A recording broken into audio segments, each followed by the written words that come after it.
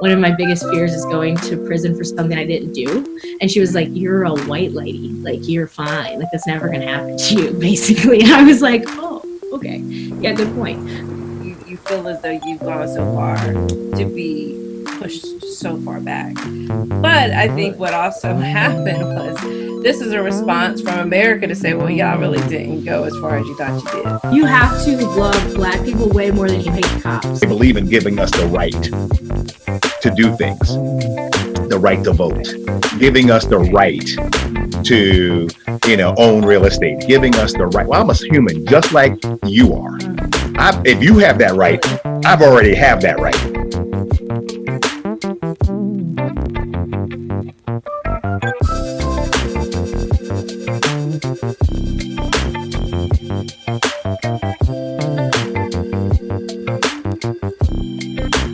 For those that are ready, let's begin the conversation.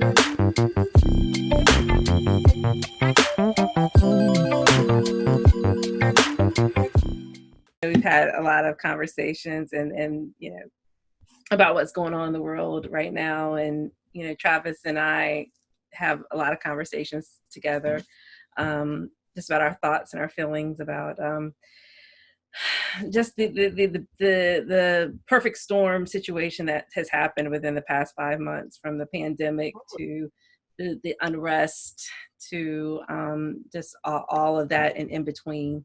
Now we're preparing for a hurricane. So it's been a whole bunch of good stuff going on here lately. And so, we wanted just to take the opportunity really just to talk to people and get their own stories and thoughts about what's happening, and knowing that, look, we're not looking for solutions. We're just kind of looking to have conversation and, come up with, some kind of understanding. I thought there's a need for a conversation.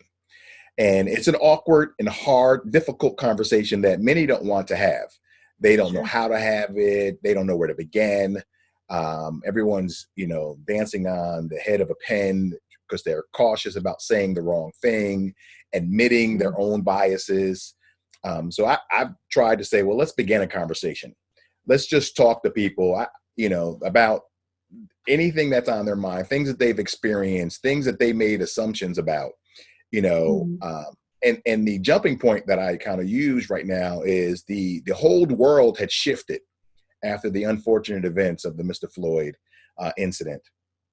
And people have become very hurt and angered. They show their anger and their hurt as a result of that, because for many, it was the first time that they saw what I describe as a public lynching.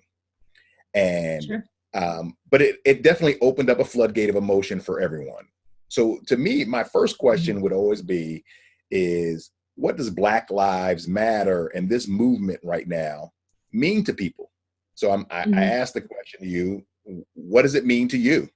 So I think part of it is like not centering my own voice around these things, but I think a big part of that is like, to me, Black Lives Matter, like the baseline. I think, and Keisha, you heard this the other day when we were talking with the students, but like for me, when seeing Michael Brown be publicly lynched was like the moment that I realized that Black lives didn't matter to society. And that was the first time I remember learning about a lot of like the systemic and the institutionalized racism. I obviously like grew up knowing that there was like racism and issues like that, but to really understand how it's embedded into the system, that was kind of the first time I ever did like a deep dive and really understood. And I remember very distinctly reading an article about Ferguson specifically, and how some wild percentage of their population had parking tickets, and that had caused people to spend nights in jail, which I just like blew my mind, and then just kind of went down this rabbit hole.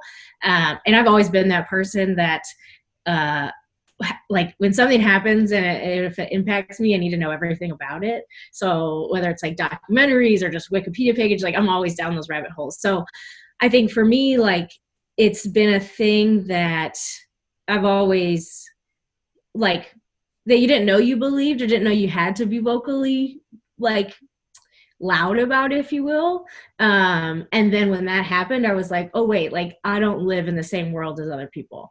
And like, that was a huge wake up call. And truthfully, I remember that same week that it happened, I lived in this Queen Anne apartment in Seattle that had like a beautiful view of downtown. And I only mentioned it was like kind of on top of a hill. And I remember a couple of days later, these two houseless men having an argument in the middle of the street. And I heard them first. And I remember looking out the window and being like, okay, they need help. What do I do? And just feeling like I couldn't do anything. Like I felt like I couldn't call the cops. There was no one else to call. And I just had to like kind of watch from my window and make sure no one got ran over. Like it just felt really helpless. And it felt like in a situation that like I couldn't intervene in, and I also didn't have any help in. And then all of those things combined. And then in addition to like a couple of days later when like the really like a lot of the unrest started in Ferguson and they were gassing protesters and doing a lot of what we've seen in Portland, but for maybe the first time it was live streamed. I don't know if that was actually the first, but the first time I ever watched it live stream. I just remember being like appalled that this was happening like in the US. And then I also remember no one believing me.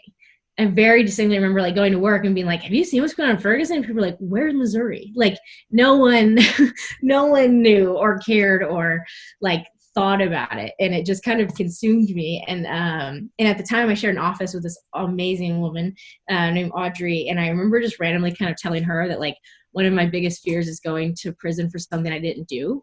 And she was like, you're a white lady. Like, you're fine. Like, that's never going to happen to you, basically. And I was like, oh, okay. Yeah, good point. So I remember all of these, like, three things happening, like, literally in a week or two of one another. And then, and I don't know if that was actually the birth of Black Lives Matter, the movement. I think it was around that same time. And just being like, yep, okay, like, this is it. And it's just stuck since then. And I think, I wish I had a more like a better answer for what it like truly means to me, but it's almost to this point where it's just like what things should be. Like I don't even know how to tell you what it means to me because I just feel like it's just a core part of the world that should exist that it shouldn't have to, I guess, if that makes sense. And Sure. pretty much it became an awakening for a lot of individuals, ourselves as well. And that's why we've seen or spoken to individuals such as yourself that kind of said that was that light bulb moment. I kind of woke up and realized that I was living in a different reality, or the things that were happening around me, I didn't necessarily see it the way that others had. And now I'm starting to see it differently. And that's exciting to us that we're now able to have the conversation. So it is important to us to start that dialogue. So I'm glad you joined us today. I'm glad that you're willing to share. Keisha speaks of you frequently. I mean, if I go through a day without hearing Rebecca this, Rebecca that, it would be a rare day. She's my shiro. So I get a little jealous. She doesn't say my name as frequently as she says yours. So you sometimes. Curious because you mentioned something and about, you know, that episode being one from which maybe kind of prompted your feeling about not being able to trust police. And that's just a scary place to be in. And as, you know, parents, and we have a child, and, you know, obviously we want her to feel like she has help, you know. So I guess, you know, I just want to kind of go back to you growing up and what you learned growing up about, you know, police officers and their responsibility to the community. And I mean, you mentioned Michael Brown as kind of being that shift, but, you know, I'm just curious to see, you know, how much of an awakening, you know, was it from you, the innocence of kind of youth to, okay, wait a minute, maybe I have to think twice about calling the cops now. Yeah. So I think, I've been fortunate enough, I can't think of a time that I've needed to call the cops, which is like even as a child, which is nice. However, we often had the fire department at our house because my mom had a habit of like setting off the fire alarm whenever my stepdad was out of town. So, but I grew up in the middle of nowhere. So these were all volunteers, like volunteer firemen. And then in our town, I think there was only 2 cops. And you either knew who both of them were or you never found out who they were. And that was kind of, you know, the way it went. So I never really remember even interacting with police officers. I do remember being in like 5th grade and they took us on a field trip to the Flint County prison. And I remember that being like an odd thing that I kind of hope they aren't still doing. It was totally meant to be like a scared straight sort of thing of like, and we were just, yeah, it was like a school field trip with the whole class. And we just like it was good to like talk to people who were in jail about how they got there, but it wasn't like, it was terrifying. I remember it being very scary.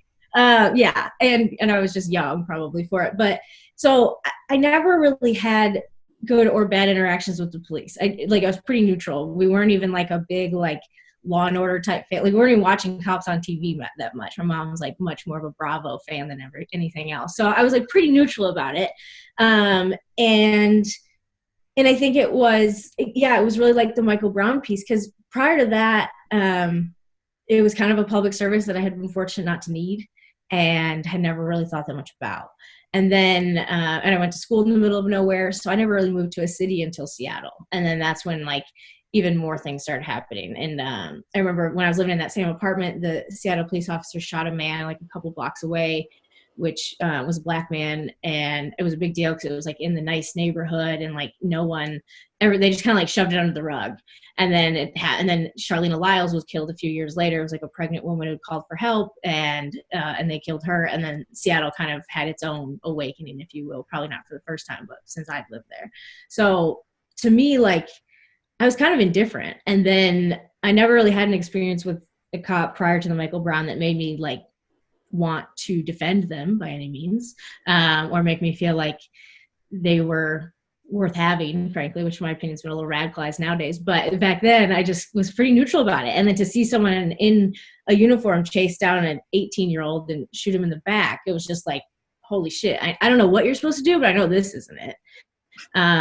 So yeah, so then as more recently with like the defund the police movement and stuff, I really had to think about it, of just like trying to unpack the things that you're taught as a kid, of just like cops preventing crime, which isn't totally true, and just like their role in the community, which I've never seen. Like I can vaguely remember them being around at like football games. We didn't have officers in our schools when I was in high school. My second high school did in North Carolina, but it was a lot bigger school, and I probably only saw the guy one time. So it wasn't a very like noticeable presence, which I think is different in schools now. But yeah, so I just like never really cared about the cops, to be honest. It was just like, stay away from them and try to avoid them, and you won't have any issues. But I definitely grew up in a family where it was like, if you don't listen to a police officer, then whatever happens to you is what happens to you, you know? And it wasn't until Michael Brown was killed that I was like, wait, time out. Like, we have a system for this. Like, there's a reason that your judge, jury, executioner is not the same person in the middle of the street. So like, why is this the way it is? And I had like kind of a standstill with that conversation. But I think, yeah, so I've never really cared, frankly, and now I care a lot about them not existing, frankly. And at the very least being like immediately defunded and reformed until we can figure out a better way. But yeah, so now to me, they're just like this symbol of power. And then the more research you do, of course, like born out of like the slave night watches and like really the history of the police, and like because of the other things that we've learned over time about these institutionalized systems, like you just got to throw it away and start over, in my opinion. Like, and not just with the police, with like bank loans for real estate, like just everything. There's so many different layers and degrees that we just need to kind of start over. But yeah, specifically to the cops, I never really cared. And then all of a sudden I was like, well, no, we can't do it this way. Yeah. And that's interesting that you say, because, and again, there are varying opinions about the defund the police. Sure. I mean, again, I know there's a lot of stuff happening in Portland right now that we're still trying to figure out over here on the East Coast, like what the hell's going on over there. Totally. But again, that's your struggle, that's your battle. We support it to, you know, certain extent. We want our message to be in our part, at least mine, I can speak truthfully about it. I'm looking for a nonviolent kind of, you know, protest, but I want people to stop being violent toward people who look like me. You know, so sure, you know, when I look at when I look at or think of Black Lives Matter, if I look at the movement that is happening, the awakening, I don't limit it to law enforcement. And I know you spoke to other segments of the world in which we need to start rethinking real estate. You know, going back to our 40 acres and a mule. You know, sure. The fact that people are saying frequently now that they believe in giving us the right to do things, the right to vote, giving us the right to, you know, own real estate, giving us the right. Well, I'm a human just like you are. If you have that right, I've already have that right. So you can't give me anything. To me, that is the crux of where I am.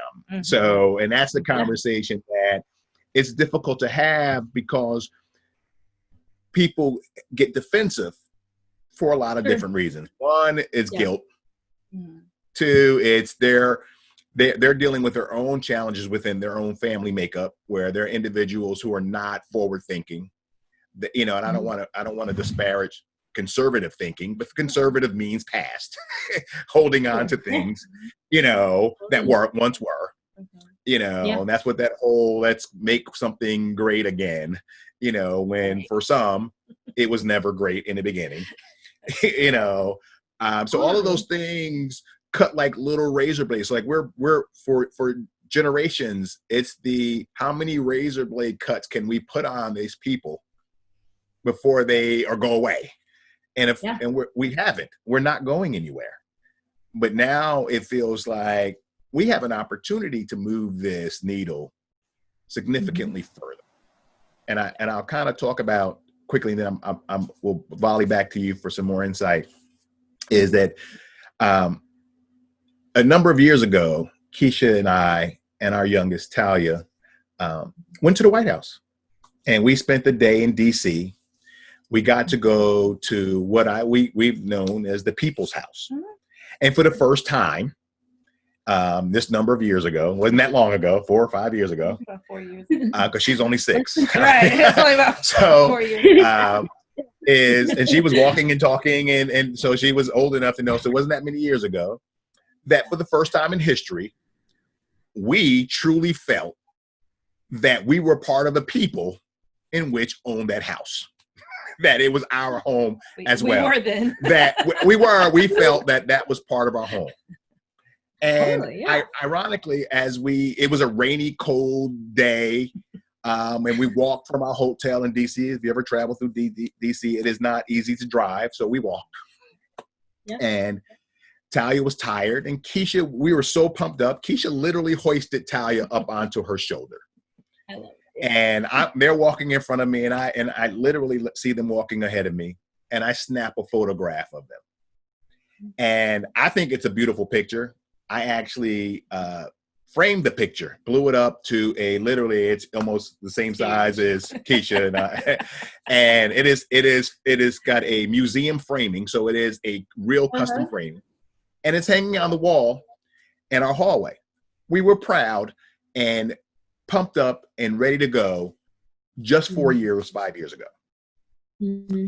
And now our oldest went to DC with our grandchild, our first grandson. Yeah. And she snapped a photo of our grandson standing on the Black Lives Matter way. Sure. Standing at the front of the B in the street, the mural. Yeah. And in the far background, you see the White House. Yeah. And he's standing there in the street all by himself. Right. And she took this shot. And I thought the shot I immediately got excited when I saw the shot. And I was like, that's the message I want to send. Yeah. And I took that same picture and I had it blown up to a 20 by 30. And we actually got it in yesterday. And I immediately went out and framed it. So it is on the wall across from the picture of us just 4.5 years ago, going to the White House, excited and happy and proud, and our shoulders held high. And now we have a picture just on the other side of the hallway in our main entry with the struggle in which we're going through now. And I'm telling you this story because I truly want you to understand where we are and how we're in a twilight zone and how the pendulum has swung so far in the opposite direction. Mm-hmm. And for us, that is a world in which we live in consistently. To getting a Harvard educated individual speak at the DNC convention who rocked our world and surprised us, and then came in and, of course he had opposition and things that he could have done differently and improved on certain things, but it was groundbreaking, where we were in tears when that moment in history occurred. To have the pendulum swing back so hard is where we're having difficulty, because I literally was in mourning I think we all were. when the pendulum swung the other way. Yeah. It was a what it did. referendum. And I think that was the thing that was so difficult for that moment, was that, you feel as though you've gone so far to be pushed so far back. But I think what also happened was, this is a response from America to say, well, y'all really didn't go as far as you thought you did. Right. And so let's get you back to the reality of, this land ain't necessarily your land. And that's what my point was. My point was where we are now seeing something that, at least in my lifetime, that I have never seen. When it started here in the streets, in the US, that was amazing in itself. But when we saw it go global, now it's okay to kneel during sporting event anthems. The fact that everything that was once offensive to people not 4 months ago is now required. Where you fall within that spectrum of reality now? Does it feel like, okay, well, that group of people are finally getting their just due? Or do you feel like your world has now changed somehow? Because I really don't understand where people are. Yeah. I think so. A couple of things. One, I think if I think back to like what Black Lives Matter and like the cop conversation, I think one thing is like, you have to love Black people way more than you hate the cops. I know I'm not the first person to say that, but like, to me, the cops are just like this figurehead of like the worst of the worst, like the most in your face offenders, if you will. But there's all these other systems that hold up everything, that is broken, from real estate to education to all these things. So I think that's a big piece of it. And then like the pendulum swing you described is really interesting. And I was a freshman in college. The first election I ever voted in was Obama's first election. So that felt awesome. I was like, this is what voting is? Sweet. Like, I love this. And then like the next time got to do it again, And prior to that, again, like I was in a pretty middle of nowhere bubble, and I certainly didn't understand kind of what was going on and like the position that Black people were put in the world kind of automatically. And then college, you see like Obama come through, and obviously I knew it was revolutionary. I don't think I understood like why essentially yet, but I knew it was a big deal.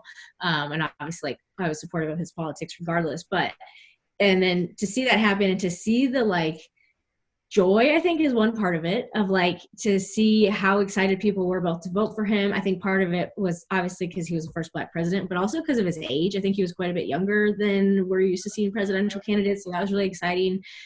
He was the first person I ever thought said things that like actually made sense in my life, in my world. I feel the same way kind of about like AOC when she was talking the other day about like being called a bitch on the steps. Like that was one of the few times I've seen a politician say something where I'm like, oh, this is actually helpful for me or my life. So for Obama, it was really exciting. I thought that was great. And then obviously the last election was just traumatizing in general, both having part of me felt icky participating in it. Like I felt like so voter suppression, like another area that we could talk about for hours. Like I'm all about voting. You have to exercise your right. And unfortunately, it's like one of the few avenues to do so. But at the same time, it's like this process that feels gross because you know that people are taking advantage of it. And you know that people are like winning due to voter suppression.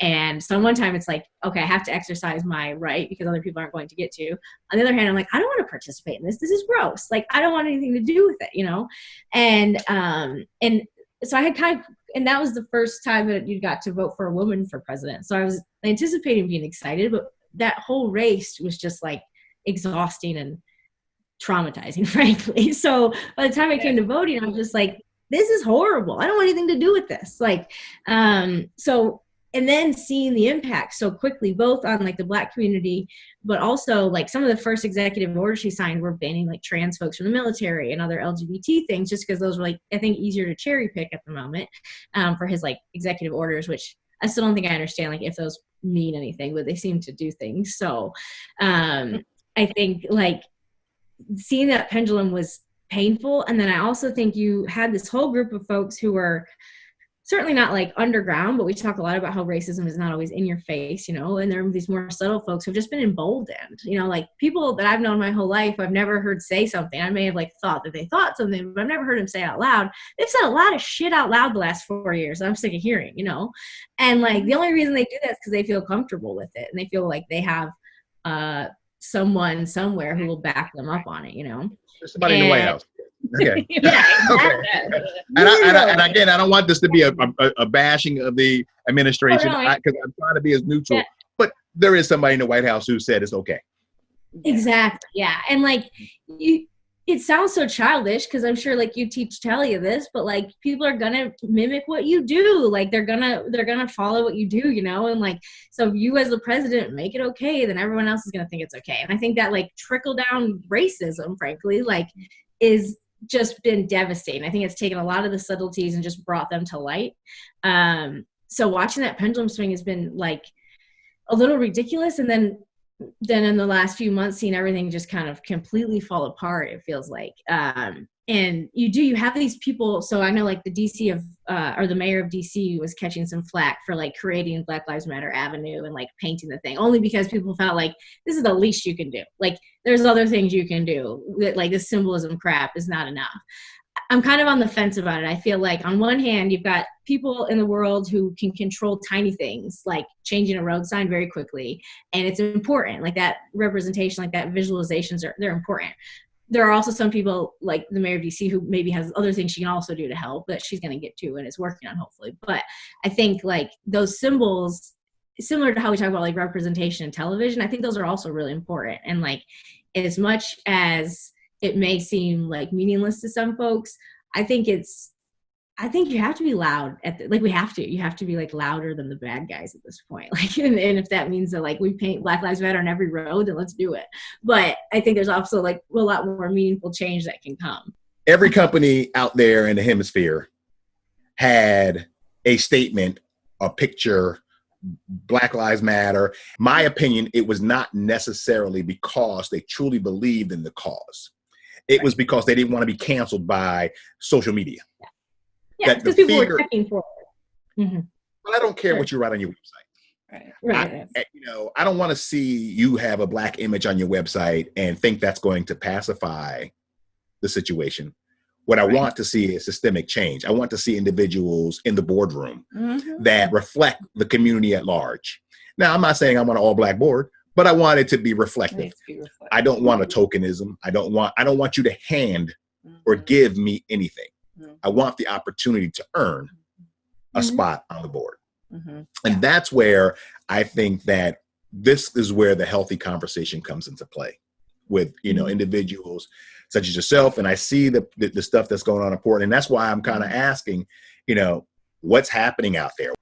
Yeah. So I think it's hard to tell just the Portland story without the Seattle story. So I'm going to include both, but partially because I moved between the two in the middle of all of this. So I moved like the first week of April, and then the first 3 weeks of April, I was kind of bouncing back and forth. So all of this was going on, both COVID, everyone got sent home already, and then of course George Floyd had already been killed. So started in Seattle, and what happened in Seattle was not necessarily any different than what was happening elsewhere in Atlanta and Minneapolis and everywhere, DC. But the difference being that eventually Seattle abandoned their precinct, the East Precinct, and they did so. There was a march every day for Black Lives Matter. Every day they would try to march past this precinct. Every day they'd get stopped. There was no other really reason other than the cops were just trying to do a show of force. Like there's nothing beyond the precinct, just the rest of the neighborhood. You wouldn't even know it was the precinct if you didn't know it was the precinct. It's not a jail. It's only the office building. So the cops came out and stopped the march. So then they did it the next day, and then the next day, and then, it just kept going until eventually they started gassing folks. And then a week or two later, they decided to abandon the East Precinct. And that's when like CHAZ or CHOP, which is Capitol Hill Autonomous Zone or Occupied Protest, depending on what they call it that week. But that's when that was born. And to be honest, the same thing happened in Portland, except it was kind of born under siege still, where like in Seattle, the cops actually left and they said, okay, you guys can have these 6 blocks. We're not going to answer cops calls. We're not going to do anything. We'll leave you alone. We're done, basically. And everyone was like, great. So they leave. And then at the same time in Portland, the mayor decides to double down. part of the difference was the actual building is a federal building in Portland. There is an actual jail as well. So there are people living in the building. So it's a bit different. But at the time that Seattle kind of backed up, Portland doubled down. And that's when the Portland Police Bureau just kind of brought out all of their supply of everything. And then eventually that was when Trump decided to use it as like this show of force. So he sent the feds in. So then everything got reinvigorated. So things were starting to die down because like you can only be tear gas so many nights in a row before you need a break. And so things were starting to die down. And then all of a sudden the feds started kidnapping people on the side of the street. And that's what brought out all the like Portlanders, if you will, which Portland has a reputation for being not even the reputation, I think statistically it's the whitest, largest city in America. Historically, it was founded as a white supremacist haven, just like the rest of the Northwest. When Black folks tried to go from the Southeast in the Great Migration to the Northwest, they were told no and kind of pushed down to California.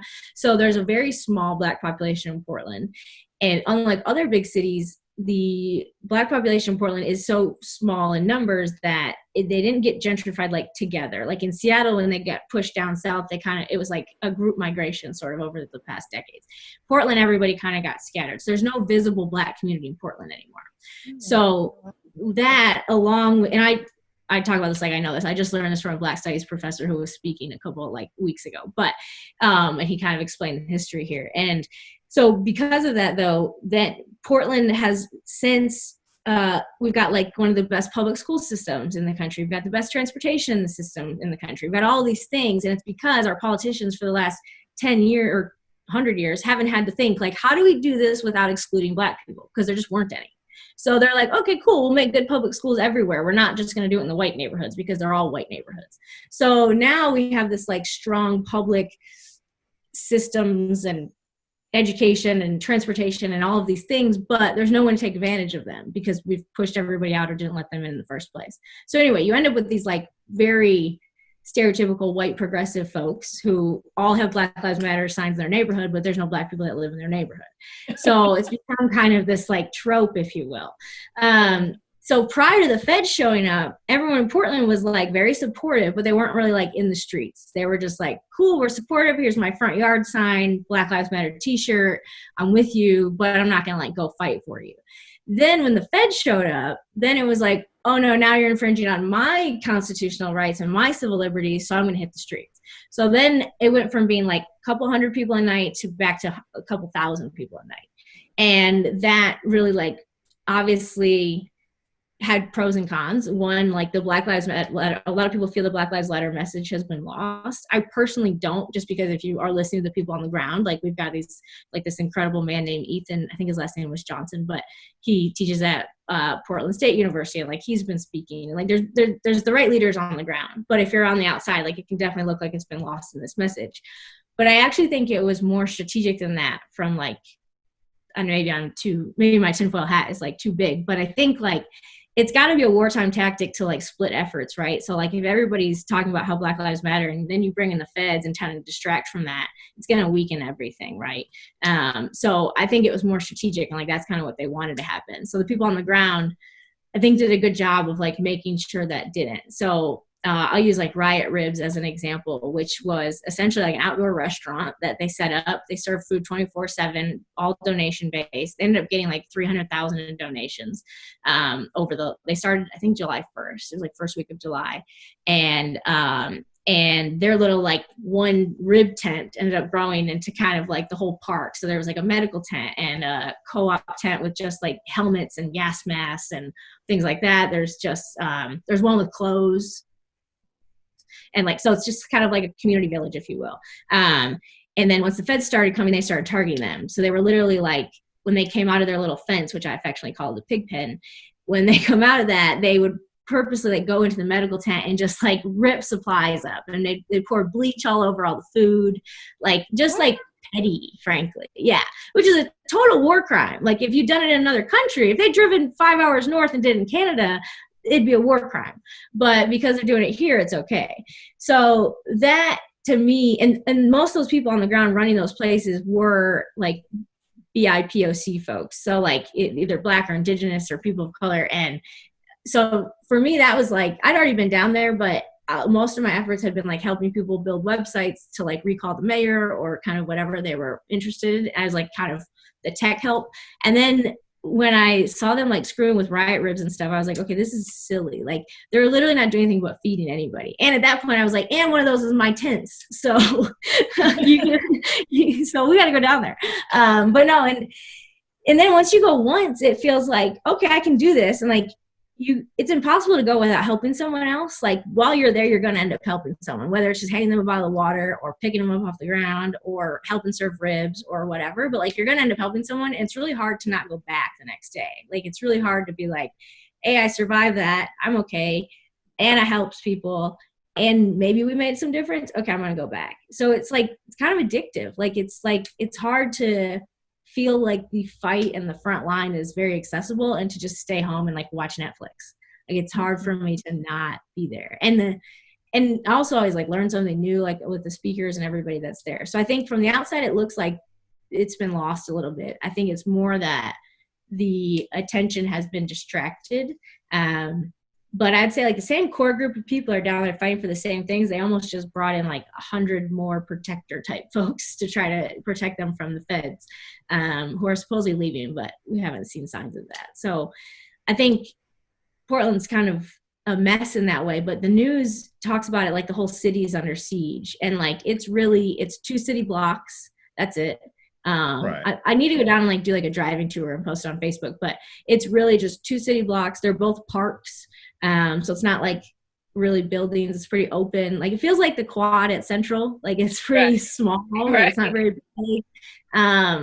So, and then the leaf blower stuff, like it's a good way for me to like defend myself without getting too into it. But also like one of the nights I was down there, they were bombing tear gas canisters 80 feet behind the crowd. And I'm like, that's just screwed up. Like, there's just things that you can't witness and not feel like you can do something about.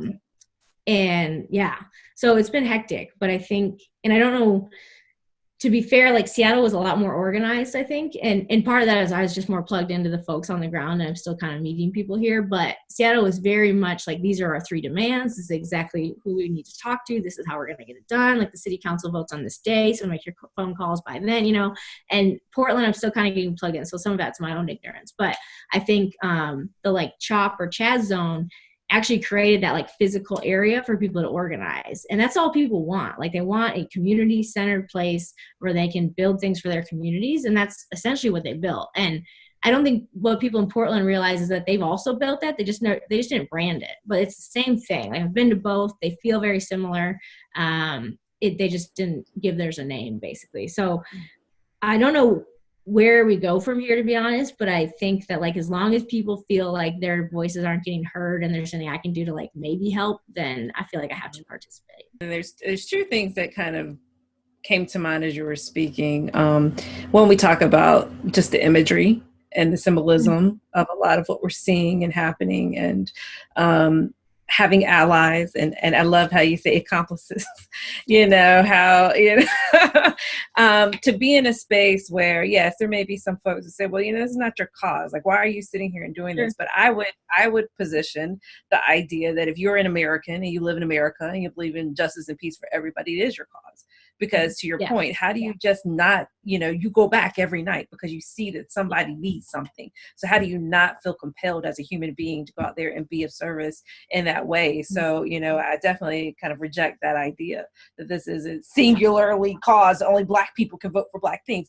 Because I'd also like to present the fact that, what you've just described in terms of just the order in the kind of the planning that has gone into play. Sure. So for instance, everybody's looking, there's a Black Lives Matter message, there's a Black Lives Matter organization. What I'm looking for is, where the heck is the Black Lives Matter plan? Everybody's trying to say, okay, well, what is the Black agenda for Biden? Well, have you seen, is that a document? Like, what are we doing here?